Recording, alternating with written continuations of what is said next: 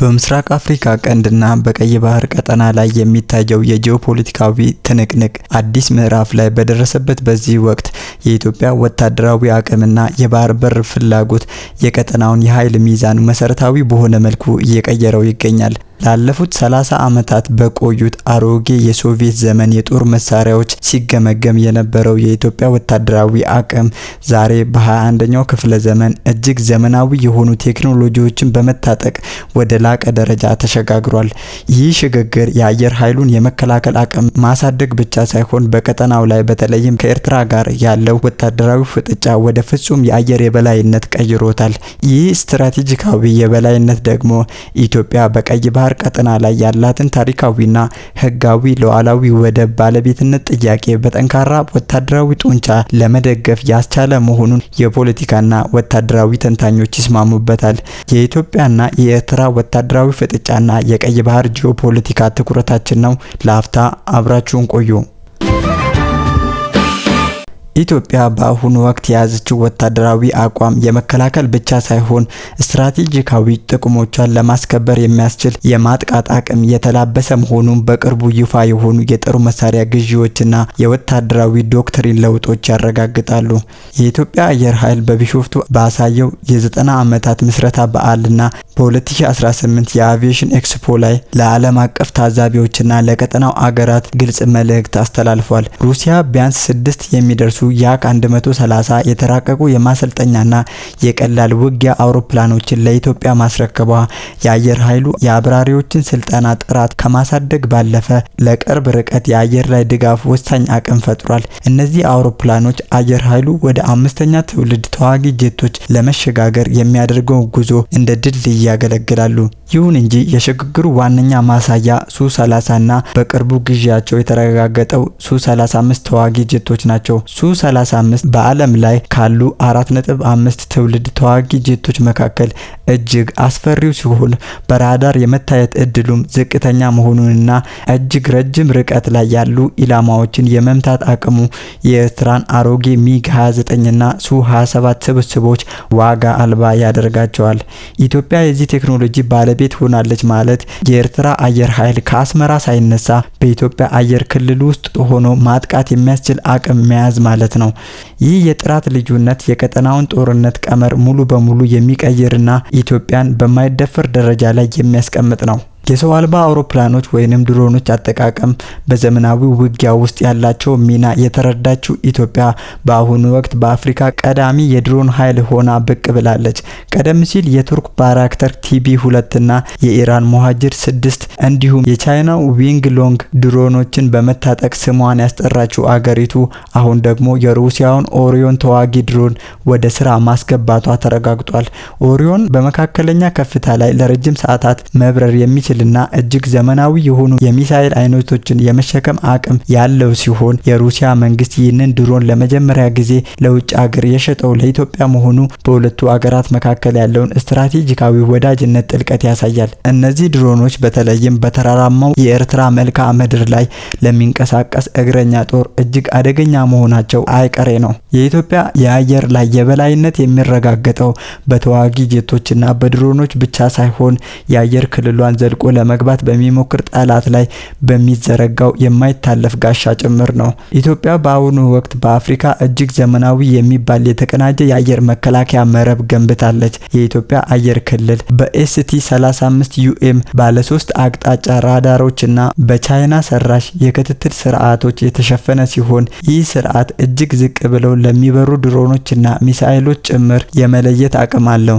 በተጨማሪም እንደ ታላቁ የኢትዮጵያ ህዳሴ ግድብ ያሉ ስትራቴጂካዊ ስፍራዎችን የሚጠብቁ ፓንቲሲር ኤስ1 እና ኤስ2 ስርዓቶች ማንኛውንም የአየር ላይ ጥቃት በአጭር ርቀት የማክሸፍ ብቃት አላቸው። የኢትዮጵያ ወታደራዊ ጡንቻ ይበልጥ የሚያጠናክረውና ጠላትን ግራ እንዲጋባ የሚያደርገው የኤሌክትሮኒክስ ጃሚንግ የውጊያ መሳሪያዎች ባለቤት መሆኗ ነው። ከሩሲያ የታጠቀችው ካራሱካ 4 እና ሞስኮቫ 1 ስርዓቶች የጠላትን ራዳር የማጨለምና የመገናኛ ዘዴዎችን የመጥለፍ አቅም አላቸው።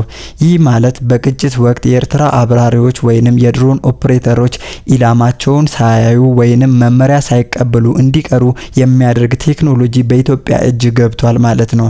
ይህ አይነቱ የቴክኖሎጂ የበላይነት ኤርትራ አሁንም ድረስ የምትመካባቸው የቆዩ ኤስ-125 ፔቾራ ስርዓቶች ሊመከት የማይችል ነው። ኢትዮጵያ የአየር ክልሏን የምታዘምነው ለትርኢት ብቻ ሳይሆን ካለችበት አስገዳጅ የጂኦፖለቲካ ሁኔታ ለመውጣት መሆኑ ግልጽ ነው። የ130 ሚሊዮን ህዝብ ባለቤት የሆነችው ኢትዮጵያ በ3 እና 4 ሚሊዮን ህዝብ በሚኖሩባቸው አገራት ተከባ ወደብ አልባ ሆና መቆየቷ የብሔራዊ ደህንነቷ ስጋት መሆኑን የመንግስት ባለስልጣናት በተደጋጋሚ ገልጸዋል።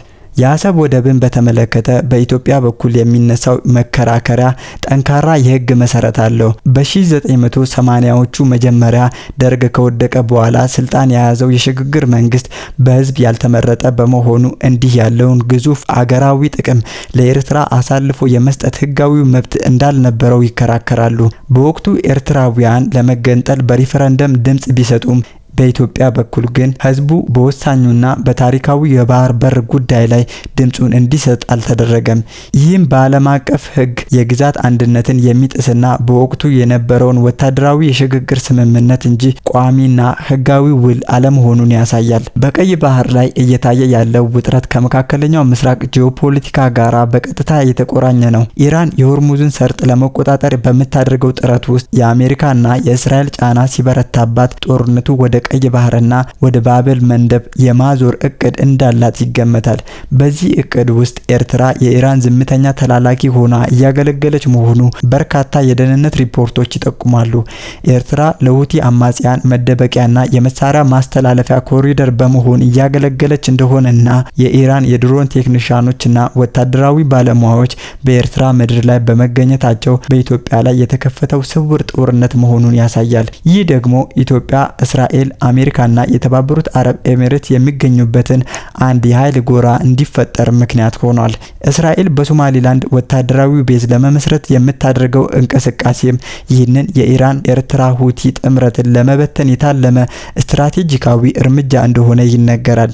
ኢትዮጵያ በዚህ ትንቅንቅ ውስጥ የራሷን ሉዓላዊ የባህር በር ለማግኘት የምታደርገው ጥረት ለህልውናዋ ወሳኝ ነው። የንግድ መርከቦቿ በሌሎች አገራት ፍላጎት ብቻ ተመስርተው እንዲንቀሳቀሱ መፍቀድ አገሪቱን ለዘላቂ ድህነትና ለደህንነት ስጋት አሳልፎ መስጠት መሆኑን መንግስት ተገንዝቧል። የኢትዮጵያ መከላከያ ሰራዊት በተለይም አየር ኃይሉ እስከ 2030 ድረስ ወደ 5ኛው ትውልድ ተዋጊ አውሮፕላኖች እንደ ሱ-57 ያሉ ለመሸጋገር ያለውን እቅድ አረጋግጧል።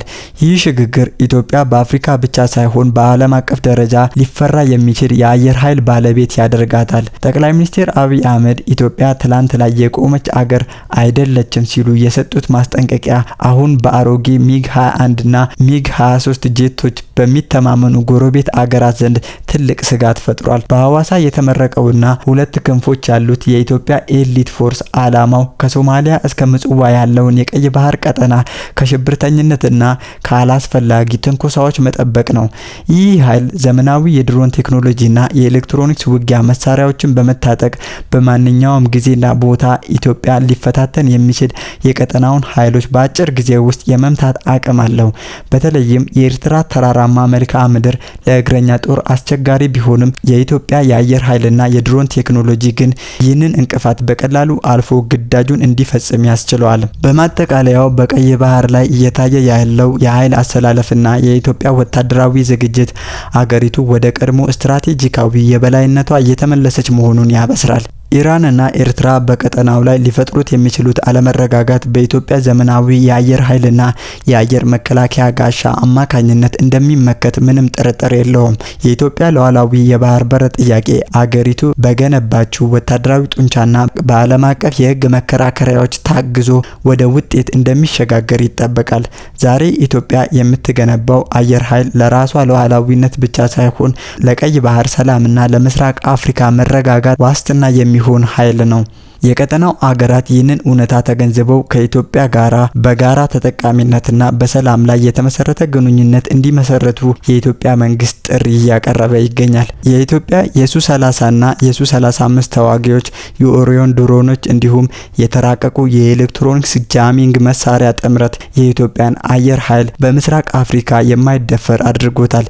ይህ ወታደራዊ ዘመናዊነት ከቀይ ባህር ፖለቲካና ከወደብ ጥያቄ ጋራ ተዳምሮ ሲታይ ኢትዮጵያ በቀጠናው የሚኖራትን ሚና ወደ ላቀ ደረጃ ያሸጋግረዋል።